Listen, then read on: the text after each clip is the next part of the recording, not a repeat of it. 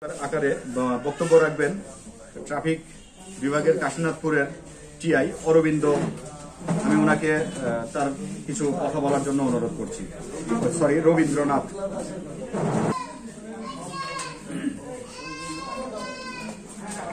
সবাইকে সালাম ও শুভ সন্ধ্যা। আজকের এই এশিয়ান টিভি 11তম পেজে 12 বছর পদার্পণ বেড়া প্রতিনিধি আলমগীর হোসেন পল্লবকে আন্তরিক শুভেচ্ছা।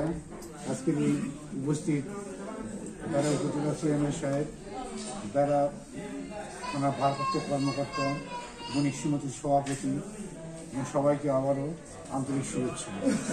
আজকে আলমগীর হোসেন পল্লব এই আয়োজনের মূল পৃষ্ঠপোষক হিসাবে আমাদের আমন্ত্রিত করেছে এবং সবাই আমরা খুবই গর্বিত যে একটা সুন্দর একটা অনুষ্ঠানে সবার সমাজে আমরা হাজির হইতে পেরেছি এবং আরও সামনের দিকে এগিয়ে যায়, এটাই আমরা কামনা করি।